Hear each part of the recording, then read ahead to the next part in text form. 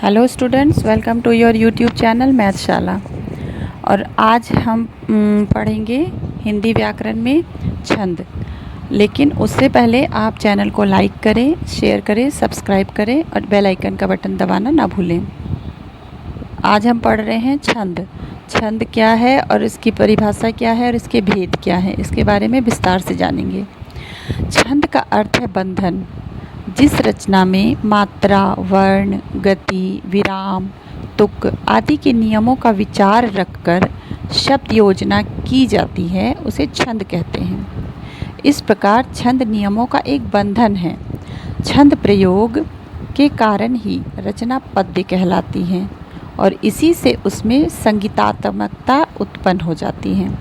मतलब कहने का अर्थ यह है कि बच्चों कि अगर हम जिस रचना में काव्य का या छंद का प्रयोग कर देते हैं वही रचना पद्य कहलाती है। और उसमें संगीतात्मकता का कहने का अर्थ है कि उसमें लय बन जाती है। यह काव्य को स्मरण योग्य बना देता है, मतलब कि याद करने योग्य। हिंदी साहित्य कोश के अनुसार अक्षरों की संख्या एवं क्रम, मात्रा गणना तथा यति, गति से संबंधित विशिष्ट नियमों से नियोजित पद्य रचना छंद कहलाती है। छंद ज्ञान के लिए इसके निम्नलिखित 6 अंगों का ज्ञान होना आवश्यक है। अब वर्ण, सबसे पहले है वर्ण। वर्ण 2 प्रकार के होते हैं। ये तो आपने छोटी क्लासों में भी पढ़ा होगा। पहला है लघु और दूसरा है गुरु या दीर्घ। लघु का मतलब होता है छोटा। ह्रस्व अक्षर जैसे कि ऐसे अनार होते हैं बच्चों, तो उनमें ऐसे अनार हुआ, छोटी से इमली, छोटे उसे उल्लू, रे से ऋषि को हम लघु कहते हैं। लघु मतलब छोटा। और इसे आप अक्षर आपको दिखाई दे रहा है उस चिन्ह से प्रकट किया जाता है। गुरु का मतलब होता है दीर्घ या बड़ा। दीर्घ अक्षर होते हैं आ, बड़ी ई, बड़ा ऊ, ए से एड़ी, ऐसे ऐनक, ओ से ओखली, औ से औरत को हम गुरु कहते हैं। और इसे एस की साइड में, एस की तरह से इसे चिन्ह से प्रकट किया जाता है। दूसरी है मात्रा। किसी वर्ण के उच्चारण में जो समय लगता है उसे मात्रा कहते हैं। लघु की एक मात्रा आई का डंडा या वन का डंडा है तथा गुरु की जो 2 मात्राएं होती हैं उसे एस मानी जाती है। कहने का मतलब है कि अगर कहीं ए लिखा हुआ है तो उसे सिर्फ एक डंडे से प्रकट करते हैं, लेकिन अगर कहीं पर आ की मात्रा लगी हुई है तो उसे हम एस से दिखाते हैं। लघु वर्ण की अपेक्षा गुरु वर्ण के उच्चारण में दुगना समय लगता है। ये तो आपको पता ही है कि हम किसी चीज़ को ए बोलते हैं, आ बोलते हैं, तो दोनों में फ़र्क है उसके बोलने में।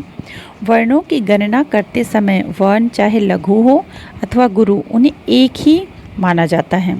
जैसे रम, राम, राम, रमा, रामा, इन चारों शब्दों में वर्ण माना जाता है। 2 ही हैं, लेकिन मात्राएं जो है क्रमशः अलग अलग हो गई हैं। पहला जैसे अनुस्वार युक्त। अनुस्वार का मतलब होता है जैसे अंकी बिंदी हो गई। वर्ण जो होते हैं वो गुरु माने जाते हैं। मतलब कहने का है जिस शब्द में, जिस अक्षर में अंकी बिंदी लगी हुई है वहाँ क्या हो जाएगा बच्चों, बड़ा हो जाएगा वर्ण।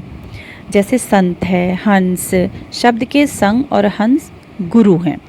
विसर्ग, जहाँ पर विसर्ग लगता है उसमें जहाँ पर विसर्ग वाला शब्द होगा तो उसे हम गुरु मानेंगे, यानी कि उसे भी हम एस से प्रदर्शित करेंगे।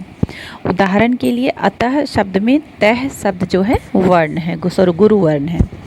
चंद्रबिंदु से युक्त, जहाँ पर ऊपर चंद्रबिंदु लगा हुआ होगा ऐसा वर्ण जो होगा वो लघु ही रहता है। जैसे कि हंसना, हंसना में जो ह के ऊपर चंद्रबिंदु लगा हुआ है तो ये लघु हो गया, यानी कि छोटा हो गया, छोटी मात्रा जिसको कहते हैं। तीसरा है गति। गति का मतलब होता है उसका लय, उसके गाने का तरीका, सुर जिसे कहते हैं। कविता के कर्ण मधुर प्रवाह को गति कहते हैं। चौथा है यति। यति मतलब होता है विराम। जैसे कि आपने सुना होगा कविता भी कहीं पर रुकनी है, कहीं पर चलना है, कहीं तेज आवाज़, कहीं ज़्यादा आवाज़, इस तरह से। पाठकों के सांस लेने, रुकने या ठहरने को यति कहते हैं। 5वां है तुक। छंदों के चरण के अंत में समान वर्णों की आवृत्ति को तुक कहते हैं। अब 6ठा आ गया चरण। प्रत्येक छंद में प्रायः 4 भाग होते हैं जिन्हें चरण, पद या पाद कहते हैं। चरणों को अल्पविराम द्वारा अलग कर दिया जाता है। जिन छंदों के चारों चरणों की मात्राएं या वर्ण एक से हों वे सम कहलाते हैं। मतलब कि जिनमें सारे चरण एक जैसे हो गए, वो हो गए मात्राएं बराबर हो तो वह सम हो गया। और जैसे चौपाई, इंद्रवज्रा आदि, जिसमें पहले और तीसरे तथा दूसरे और चौथे की मात्राओं या वर्णों से समता हो वे अर्ध सम कहलाते हैं। मतलब कहने का अर्थ ये हुआ बच्चों कि दोहा में 4 चरण होते हैं।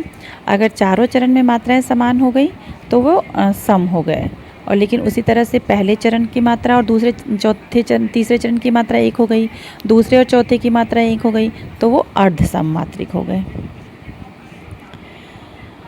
अब मात्रा और वर्ण के आधार पर छंद मुख्य रूप से 2 प्रकार के होते हैं। पहला है मात्रिक छंद। इसमें हमें पढ़ने से ही लग रहा है कि मात्रिक छंद मतलब मात्राओं वाले। जिस छंद में मात्राओं की गणना की जाती है उसे मात्रिक छंद कहते हैं। मात्रिक छंदों में वर्णों के लघु और गुरु के क्रम का विशेष ध्यान नहीं रखा जाता।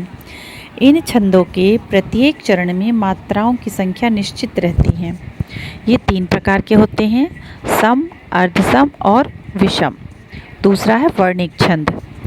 जिन छंदों की रचना वर्णों की गिनती के अनुसार होती है उन्हें वर्णिक छंद कहते हैं। वर्णिक छंदों के भी 3 भेद होते हैं, सम, अर्धसम और विषम।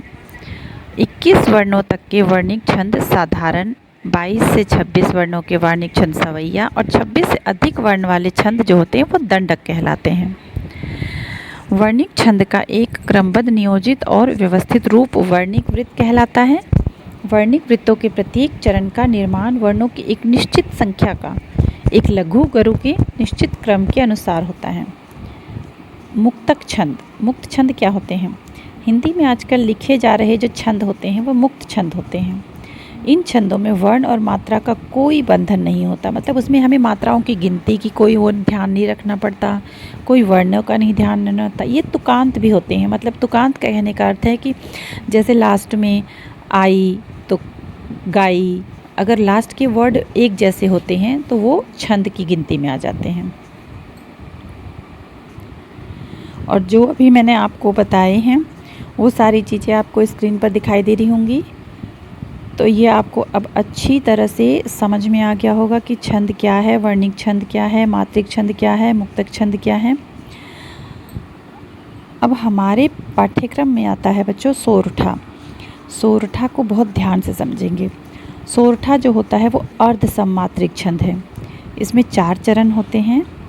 इसके प्रथम एवं तृतीय चरण में, मतलब कि पहली लाइन में और तीसरी लाइन में 11-11 मात्राएं होती हैं, और दूसरी और चौथे चरण में 13-13 मात्राएं होती हैं। इसकी हमें गिनती भी करनी होती है बच्चों। अभी मैंने बताया था लघु के लिए हम 1 डंडा लगाते हैं और दीर्घ के लिए 2 यानी कि S बनाते हैं।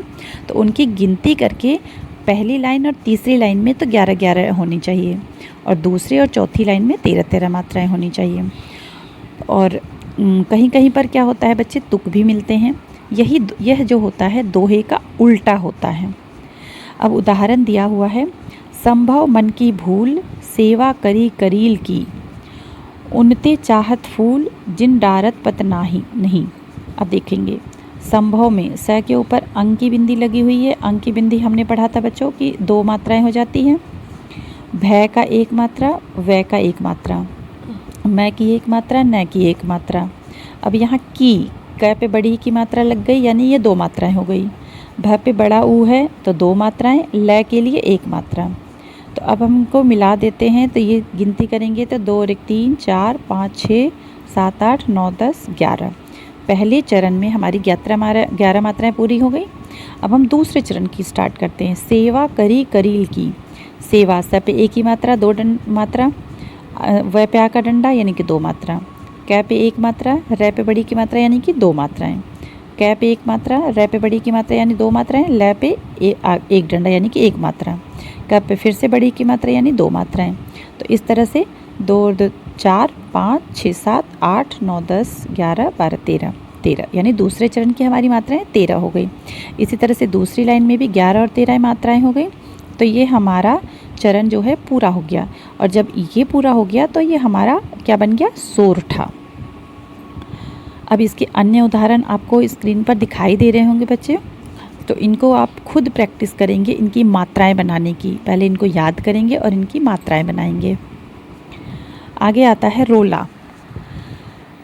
अब इसमें अब ध्यान देंगे बच्चों, रोला भी यह भी 4 पंक्तियों वाला एक सममात्रिक यानी कि जिसके चारों चरण में मात्राएं बराबर हों, जिसमें 8 चरण होते हैं। इसमें प्रत्येक चरण में 11 और 13 के विराम से, विराम मतलब होता है रुकना, 24 मात्राएं पूरी होती हैं।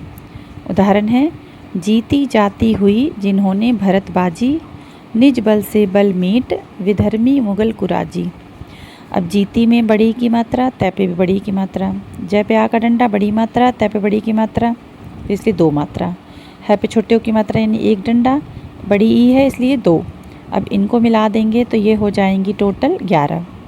अब इसी तरह से आगे मिलाएंगे, जय पे छोटी की मात्रा तो 1 डंडा, आधा न हो है, हो पे हो तो 2 मात्रा, न पे 1 की मात्रा तो 2 मात्रा, भय रे तय, भय पे आ का डंडा है इसलिए 2 मात्रा, रे की 1 मात्रा और तय की 1 मात्रा, व पे आ का डंडा 2 मात्रा, जय पे बड़ी की मात्रा तो 2 मात्रा। तो इनको मिलाकर बन गई बच्चों 24। 11 और 13 हो गए 24, और नीचे की भी लाइन में इस तरह से मात्राएं बनाएंगे तो ये भी हो गई 24। तो ये हमारी, क्योंकि 24 मात्राएं होती हैं सममात्रिक छंद में, तो इसलिए ये हमारा रोला कंप्लीट हो गया। अब इसके आगे का ये जो लाइनें हैं ये आपको दिखाई दे रही हैं, जिनके आग ठहर सके जंगी न जहाजी, हैं ये वही प्रसिद्ध छत्रपति भूप शिवाजी। इनकी भी मात्राएं हम कंप्लीट कर लेंगे तो ये 24 मात्राएं हो जाएंगी।